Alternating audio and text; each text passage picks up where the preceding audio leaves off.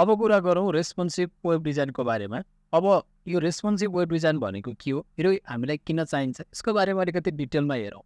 र जति पनि अहिले वेबसाइटहरू बनाउँछौँ हामी ती प्रायः सबै वेबसाइटहरू अब हामीले रेस्पोन्सिभ बनाउनु पर्ने हुन्छ होइन। रेस्पोन्सिभको मिनिङ तपाईँले डेप्थमा नगइकन बुझ्ने हो भने के हो भन्दाखेरि तपाईँले कुनै पनि वेबसाइट बनाउनुहुन्छ र त्यो वेबसाइटलाई चाहे तपाईँले ल्यापटपबाट खोल्नुहोस्, चाहे तपाईँले पिसीबाट खोल्नुहोस्, ट्याबबाट खोल्नुहोस्, मोबाइलबाट खोल्नुहोस् होइन, डेस्कटपबाट खोल्नुहोस्, तपाईँले जेबाट जुन डिभाइसबाट खोले पनि त्यो वेबसाइट कम्प्याटेबल हुनु पर्यो होइन। त्यसलाई भन्छौँ हामी रेस्पोन्सिभ। अब जस्तै तपाईँले पहिलाको स्टार्टिङ फेजमा हेर्नुहुन्छ भने हामीसँग डेस्कटप मात्रै थियो। अब डेस्कटपको लागि मात्रै वेबसाइट बनाउनु पर्ने हुँदाखेरि त्यसमा विड्थहरू यति विड्थको लागि यस्तो वेबसाइट यस्तो डिजाइन देखाउने, यति विड्थको लागि यस्तो देखाउने भनेर हामीले डिफ्रेन्ट स्क्रिनको लागि त वेबसाइट बनाउनु पर्ने हुन्थेन। जस्ट एउटा स्क्रिनको लागि बनाएपछि वेबसाइट सकिन्थ्यो भयो। तर जब पछिल्लो समय डिफ्रेन्ट डिभाइसहरू इन्भल्भ हुँदै गयो होइन, डिफ्रेन्स इभल्भ हुँदै गयो, त्यस पछाडि के हो त भन्दाखेरि रेस्पोन्सिभको कन्सेप्ट आयो होइन। अब रेस्पोन्सिभ भनेको के रहेछ तपाईँले एउटा नर्मल कुरा बुझ्नु नै भयो। अब यो रेस्पोन्सिभ बनाउनको लागि मुख्यतया हामीले सिएसएस मात्रै यदि प्रयोग गर्छौँ भने चाहिँ हामीले तीनवटा काम गऱ्यौँ भने रेस्पोन्सिभ बन्छ। एउटा भनेको मेटा ट्यागको प्रयोग। मेटा ट्याग भनेको जहिले पनि हामीले प्रयोग गरि नै रहेको हुन्छ, यो म तपाईँलाई देखाइ नै हाल्छु। त्यसपछि सेकेन्डमा छ मिडिया क्वेरी, जसको बारेमा हामी नयाँ भिडियो नै बनाउँछौँ र त्यसपछि डिफ्रेन्ट विड्थ भएको डिभाइसको लागि हामीले डिफ्रेन्ट त्यसलाई विड्थको थ्रुबाट हामीले कन्ट्रोल गरेर रेस्पोन्सिभ बन्न सक्छौँ। त्यसपछि इमेज र भिडियोलाई रेस्पोन्स कसरी बन्छ, जहिले पनि इमेज र भिडियोलाई दुईवटा प्रपर्टी हामीले प्रोभाइड गऱ्यो भने जहिले पनि यो रेस्पोन्सिभ बन्छ, त्यसको बारेमा पनि हामी हेर्छौँ। अब रेस्पोन्सिभ वेब डिजाइनको बारेमा बुझ्नु भन्दाखेरि जस्तो मैले एउटा फाइल बनाएको छु, यसमा मैले टाइटल मात्रै चेन्ज गरेको छु, अरू केही पनि गरेको छैन। जस्ट म यहाँ केही टेक्स्टहरू लेख्छु यो डिपभित्र होइन, डिप लेखेँ र त्यस पछाडि यो प्याराग्राफभित्र म लोरेम 100 भनेर मैले एउटा केही टेक्स्टहरू लेख्छु। साथसाथै म यो डिपको अलिकति विड्थ र हाइट चाहिँ डिफाइन गर्छु। अथवा मैले यत्तिकै म ब्राउजरमा गएँ र मैले केही टेक्स्टहरू राखेको छु। अब यो भनेको मेरो के हो, ल्यापटपको स्क्रिन छ, ल्यापटपको स्क्रिनबाट तपाईँले यो देखिरहनु भएको छ। अब म जब यसको साइज सानो गर्छु होइन, साइज सानो गर्दाखेरि यो भनेको अर्को डिभाइसकोबाट देखिरहेको छ। अब तपाईँले कुन डिभाइसबाट कस्तो देखिन्छ भनेर बुझ्नको लागि अथवा जान्नको लागि सबैभन्दा पहिला तपाईँले राइट क्लिक गर्नुहोस् ब्राउजरमा, त्यसपछि यो इन्सपेक्टमा क्लिक गर्नुहोस्। इन्सपेक्टमा क्लिक गरिसके पछाडि तपाईँकोमा यस्तो सुरुमा नआउन सक्छ। जस्ट तपाईँले यहाँनिर यो जुन यो टोगल डिभाइस भन्ने अप्सन हुन्छ यहाँनिर, टोगल डिभाइसमा क्लिक गर्नुभयो भने तपाईँले यहाँ डिफ्रेन्ट डिभाइसहरूलाई हेर्न सक्नुहुन्छ है। अनि त्यसपछि तपाईँको यो सेटिङको साइडमा यतापट्टि तपाईँको माथि बसिरहेको हुन्छ सुरुमा, तपाईँले यो जुन स्टाइल र इलिमेन्टलाई कहाँ राख्ने भन्ने कुरा डिसाइड गर्न सक्नुहुन्छ। लाइक यसरी लेफ्टमा राख्ने हो कि होइन, अथवा चाहिँ यो डाउनमा राख्ने हो कि राइटमा राख्ने हो कि, त्यो तपाईँले डिफाइन गर्न सक्नुहुन्छ। जस्तो मैले चाहिँ यहाँनिर मैले यहाँ तल राखेँ, त्यसपछि यहाँ डिफ्रेन्ट डिभाइसहरू देख्न सक्नुहुन्छ होइन। यो डिफ्रेन्ट डिभाइसहरू छ, यसमा चुज गरेर हेर्न सक्नुहुन्छ। जस्तो मैले आइफोन एक्सीमा हेरेँ भने यसको विड्थ हेर्नुहोस् 375मा यस्तो देखिँदो रहेछ। त्यस्तै तरिकाले मैले आइफोन एक्सआरमा हेरेँ, यस्तो देखिँदो रहेछ। स्यामसङ ग्यालेक्सी एक्स8मा हेरेँ, यस्तो देखिँदो रहेछ। त्यस्तै तरिकाले आइप्याड मिनीमा हेरेँ, यस्तो देखिँदो रहेछ। हेर्नुहोस् डिफ्रेन्ट देखिरहेको छ नि। अब रेस्पोन्सिभ छ कि छैन भन्ने कुराको अब हेर्नुहोस्, यो आइप्याड एयरमा हेर्दाखेरि यो टेक्स्टहरू केही पनि नबुझिने फर्मेटमा गइरहेको छ होइन। यस्तो बेला चाहिँ हामीले फन्ट साइज बढाउनु पर्ने हुनसक्छ होइन। त्यो कुराहरू भनेको रेस्पोन्सिभमा आउँछ, त्यसको बारेमा त हामी हेरिहाल्छौँ। त्यसपछि डिफ्रेन्ट डिभाइसमा तपाईँले कस्तो देखिन्छ भन्ने यसरी बुझ्न सक्नुहुन्छ। अथवा तपाईँले यहाँ पनि क्लिक गर्न सक्नुहुन्छ यसरी। ल्यापटप यहाँ ट्याब्लेट भनिरहेको छ 768 विड्थ छ यसको। मोबाइल भयो, ट्याब्लेट भयो, त्यस्तै तरिकाले ल्यापटप भयो 1024मा। त्यसपछि लार्ज डिभाइसमा कस्तो देखिन्छ भनेर पनि यसरी हामीले हेर्न सक्छौँ। यसमा डिपहरू थपेर हामी डिफ्रेन्ट कुराहरूको बारेमा रेस्पोन्सिभ भएको सबै कुराहरूको बारेमा त हामी मिडिया क्वेरीमा डिटेलमा हेरिहाल्छौँ। यो कुरा थियो हाम्रो यो रेस्पोन्सिभ वेब डिजाइनलाई हामीले कसरी चाहिँ डिफ्रेन्ट डिभाइसमा हेर्ने भन्ने कुरा। अब कुरा गरौँ मेटा ट्यागको बारेमा। यदि तपाईँले माथि स्क्रोल गरेर जानुभयो भने, जस्तो मैले यसलाई कोड ऱ्याप गरेँ पहिला, र यसपछि तपाईँले हेर्न सक्नुहुन्छ यहाँ एउटा प्रयोग भइरहेको हुन्छ हाम्रो मेटा ट्यागको। यो यहाँनिर हेर्नु होला, यो यति कोडलाई हेर्नुभयो भने यो भनेको मेटा ट्याग, जुन हामीले बोइलर प्लेट्स प्रयोग गर्दाखेरि यो डिफल्ट आइरहेको छ। यसलाई तपाईँले बुझ्नु होला। जस्तै मेटा नेम यसले के गरिरहेको छ भने यसले भ्यूपोर्टलाई प्रयोग गरिरहेको छ। भ्यूपोर्ट भनेको के हो, यो जति पनि व्हाइट स्पेस देखिरहनु भएको हुन्छ स्क्रिनमा त्यो सबै के हो, भ्यूपोर्ट हो है। व्हाइट स्पेस जति पनि देखिरहनु भएको छ त्यसलाई भन्छ भ्यूपोर्ट। अब भ्यूपोर्ट हाइट भनौँ भने यसको हाइट जति तपाईँले आँखाले देखिरहनु भएको छ व्हाइटमा स्क्रिनमा देखेको जति हो भ्यूपोर्ट हाइट, र विड्थ भ्युपोर्ट विड्थ भनेको VWले रिप्रेजेन्ट गर्छ, जसलाई हामीले यो वाइड कति देखिनु भएको छ यसको विड्थ जति देखिनु भएको छ व्हाइट स्पेस त्यो भनेको भ्युपोर्ट विड्थ भयो। अब यसले पनि के गर्छ, डिभाइसको भ्युपोर्ट जति छ त्यति लिन्छ र कन्टेन्ट भनेको जति डिभाइस विड्थको कन्टेन्ट भनेको चाहिँ के लिएको छ, width equals to device width लिइरहेको छ। अब जुन डिभाइसको जति विड्थ छ त्यति नै लिन्छ र इनिसियल स्केल भनेको यसले जुम नगरिकन 1 राखिरहेको हुन्छ।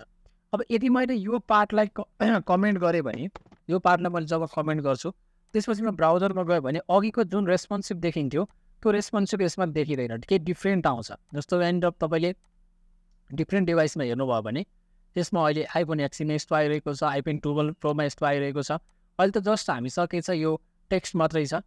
यदि यो राखेन भने भ्युपोर्टको विड्थ त्यसले लिँदैन, त्यस कारणले गर्दा सबैमा एउटै देखाउने ट्राई गर्छ होइन, आफ्नो विड्थ अनुसार देखाउने भन्दा पनि सबै डिभाइसमा एउटै तरिकाले देखाउने ट्राई गर्छ। सो त्यस कारणले गर्दा फर्स्ट स्टेप भनेको हामीले रेस्पोन्सिभ बनाउनलाई त्यति कुरा लेख्नु पऱ्यो, चाहे तपाईँले बोइलर प्लेट्स प्रयोग गरेर लेख्नुहोस्, चाहे तपाईँले यसलाई दिमागमा राखेर लेख्नुहोस् होइन।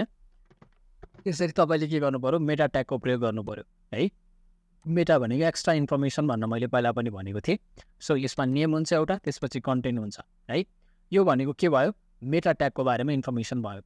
अब नेक्स्ट स्टेप भनेको हाम्रो मिडिया क्वेरी छ। मिडिया क्वेरीको थ्रुबाट हामी अर्को भिडियो नै डेडिकेटेड भिडियो नै बनाउँछौँ, किनभने यसमा अलिकति डिटेलमा कुरा गर्नुपर्ने हुन्छ। मिडिया क्वेरीको बारेमा भन्नुभन्दा अगाडि के कुराहरू जस्तै यहाँनिर तपाईँले यो सर्फेस डिओमा जस्तै 540 यसको विड्थ छ, 540 हुँदा यति टेक्स्ट आइरहेको छ। अब जस्तै मलाई ग्यालेक्सी फोल्डमा गएर हेर्नु पऱ्यो भने यसरी टेक्स्ट आइरहेको छ। अब यो टेक्स्ट ठिक छ कि छैन त यहाँनिर हेर्दाखेरि ठिक छ भने सोके, छैन भने 280मा मैले कस्तो स्टाइल गर्ने अथवा त्यसको विड्थ कति दिने होइन। त्यसपछि अथवा डिभहरू 2-3वटा राखेर हामीले हेर्न पनि सक्छौँ। त्यस्तै तरिकाले मैले नेक्स्ट हबमा जाँदाखेरि यसलाई यो ठिक छ कि छैन टेक्स्ट आफूले हेरेर त्यसलाई हामी चेन्ज गर्न सक्छौँ। मिडिया क्वेरीको थ्रुबाट एउटा रेन्ज पनि बनाएर हेर्न सक्छौँ। त्यसको बारेमा त हामी भिडियोमा डिटेलमा हेर्छौँ। त्यसपछि अर्को रेस्पोन्सिभ बनाउने टेक्निक भनेको हामीले इमेज र भिडियोलाई चाहिँ दुईवटा प्रपर्टी दिने भनेको थिएँ। जस्तै मैले कुनै एउटा इमेज मसँग छ भने मैले इमेज इन्सर्ट पनि गरिदिन्छु, एउटा केही प्रब्लम भएन। इमेज लेखेँ मैले, मसँग एउटा डेमो इमेज लेखेँ मैले, मसँग demo.jpg भन्ने एउटा इमेज छ। यो इमेजलाई रेस्पोन्सिभ बनाउनको लागि हामीले के गर्न सक्छौँ भने जहिले पनि इमेजको जति पनि विड्थ छ होइन, यो भनेको 100% दिने। त्यस्तै तरिकाले यसको जति पनि हाइट छ, HIJ चाहिँ हाइट छ, त्यसलाई अटो राखिदिने। यो गऱ्यो भने जहिले पनि इमेज रेस्पोन्सिभ बन्छ। त्यस्तै तरिकाले भिडियोमा पनि यही नै प्रपर्टी प्रयोग गर्ने हो। कुनै पनि भिडियो छ, त्यो भिडियोको हामीले के गर्ने, त्यो भिडियोको विड्थ 100% र हाइट अटो गरिदियो भने त्यो के हुन्छ, जहिले पनि रेस्पोन्सिभ हुन्छ। त्यो कहिले पनि तपाईँको कटिएर यताउति भएर आउँदैन, किनभने जति डिभाइसको विड्थ छ 100% विड्थ लिन्छ यसले। अनि जति हाइट छ, हाइट भनेको त्यसलाई जति आवश्यकता पर्छ त्यति त्यसले हाइट लिन्छ अटोमा। सो जुनसुकैमा जानुभयो भने पनि यो इमेज चाहिँ रेस्पोन्सिभ भएर बसिरहेको छ। जस्तै हेर्नुहोस्, त्यहाँ जानुहोस्, कुनै पनि डिभाइसमा चुज गरेर सिलेक्ट गरेर हेर्नुहोस्, त्यो सबै डिभाइसहरूमा के छ, के भइरहेको छ, यो फिट भइरहेको छ। इमेजलाई यसरी रेस्पोन्स गर्न सकिन्छ, भिडियोलाई पनि विड्थ र हाइटको थ्रुबाट यसरी रेस्पोन्सिभ बनाउन सकिन्छ। अब जस्तै मैले कुनै वेबसाइट पनि भिजिट गरेर हेर्नुभयो भने, जस्तो मैले HTML कोर्स भन्ने कुनै भिडियोस फेरि कुनै वेबसाइट सर्च गरेँ भने यो रेस्पोन्सिभ छ कि छैन भन्ने कुरा तपाईँले अघिकै टेक्निकबाट प्रयोग गर्न सक्नुहुन्छ। जस्तै मैले W3 को कोड छ, W3 को वेबसाइट छ, त्यसै गरी कोड एकाडेमी भन्ने छ। जस्तो मैले कोड एकाडेमीमा क्लिक गरेँ, यो रेस्पोन्सिभ छ कि छैन भनेर थाहा पाउनको लागि मैले ब्राउजरको साइजलाई जब सानो बनाउँछु, सानो बनाउँदै हेर्नुहोस् त लगइन र साइन अप आएको छ, अनि यो बटन यहाँनिर एक्टिभ भइरहेको छ। यहाँ क्लिक गर्यो भने बाँकी यो आइकनहरू यसरी आइरहेको छ। सानो बनाउँदाखेरि पनि यसले काम गरिरहेको छ। त्यस्तै तरिकाले तपाईँले यसको यहाँ पनि गएर इन्सपेक्टमा गएर पनि चेक गर्न सक्नुहुन्छ कुन डिभाइसमा कस्तो देखिन्छ भनेर। अब जस्तो यो आइफोन एक्समा गयो भने यस्तो देखिरहेको छ, यो होइन रेस्पोन्सिभ नै छ। यो आइफोन XRमा गयो भने यस्तो देखिरहेको छ, यहाँ पनि यो रेस्पोन्सिभ नै छ। सो यसलाई तपाईँले रेस्पोन्सिभ छ कि छैन भनेर यसरी चेक गर्न सक्नुभयो है। डिफ्रेन्ट डिभाइसमा चाहिँ तपाईँले गएर हेर्न सक्नुहुन्छ यसरी गएर होइन। यो पनि रेस्पोन्सिभ नै रहेछ। अब यो आइकनहरू कटिएको छ, देखिएको छैन भने त्यो भनेको रेस्पोन्सिभ हुँदैन। जस्तो फेसबुकै कुरा गर्नुहुन्छ भने पनि एट द स्टार्टिङ पोइन्टमा फेसबुक एउटा मोबाइल डिभाइसको लागि एउटा फेसबुक डोमेन नेम नै फरक थियो, त्यस्तै गरिकाले ल्यापटपको लागि डोमेन नेम नै फरक थियो। ल्यापटपमा facebook.com हुन्थ्यो भने मोबाइलमा facebook.com अथवा facebook.com समथिङ थियो। सो त्यसरी चाहिँ डिफाइन गरेर छुट्टा छुट्टै राखेको थियो भने अहिले चाहिँ एउटै छ है। सो केही कन्फ्युजन भयो भने कमेन्ट सेक्सनमा कमेन्ट राख्नु होला। म समरीमा भन्नुपर्दाखेरि रेस्पोन्सिभ वेब डिजाइन भनेको तपाईँले धेरै भाग तरिकाले बुझ्नु पर्दैन। तपाईँले जुनसुकै डिभाइसबाट पनि वेबसाइट खोल्दाखेरि त्यो के हुनु पऱ्यो, कम्प्याटेबल हुनु पऱ्यो। यहाँका कुनै पनि आइकनहरू छुट्नु भएन, जस्तो छ क्लियरली देखिनु पऱ्यो। र अब जस्तै ल्यापटपमा त ठुलो साइज छ, ठुलो स्क्रिन छ, त्यहाँनिर त धेरै कुराहरू अड्छन्, एकैचोटि धेरै कुराहरू देखाउन मिल्छ। जस्तो यही वेबसाइटलाई हेर्नुभयो भने पनि तपाईँको चाहिँ यही वेबसाइटलाई हेर्नुभयो भने पनि जस्तो यहाँनिर गएर मैले यसको यो जुन वेबसाइट छ,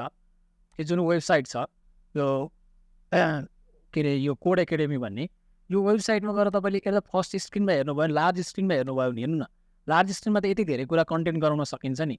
तर यही कुरालाई चाहिँ मैले स्मल डिभाइसमा गएर हेरेँ भने, यहाँ गएर हेऱ्यो भने के हुन्छ, यसलाई हामीले यसरी आइकनहरू राखेर पछि डिस्प्ले गराउनु पर्ने हुनसक्छ। सो त्यस्तो कुराहरू तपाईँले ध्यान दिनु होला। केही कन्फ्युजन भयो भने कमेन्ट सेक्सनमा कमेन्ट राख्नु होला। धन्यवाद। तर च्यानलमा नयाँ हुनुहुन्छ भने चाहिँ प्लिज च्यानललाई सब्सक्राइब गरिदिनु होला। हामीले लामो समयदेखि भिडियो हालिरहेका छौँ र CSS को भिडियो सक्ने बित्तिकै हामी बुटस्ट्र्यापको भिडियो अपलोड गर्न सुरु गर्छौँ र बुटस्ट्र्याप सक्ने बित्तिकै हामी जाभास्क्रिप्ट र त्यसपछि हाम्रो जुन फुल स्ट्याक डेभलपमेन्टको कोर्सको सिरिजमा हामीले फ्रन्ट एन्डको पार्टलाई सकिसकेपछि हामी ब्याक टु हामी .NET डेभलपमेन्टको पार्टमा इन्ट्री गर्नेछौँ। धन्यवाद।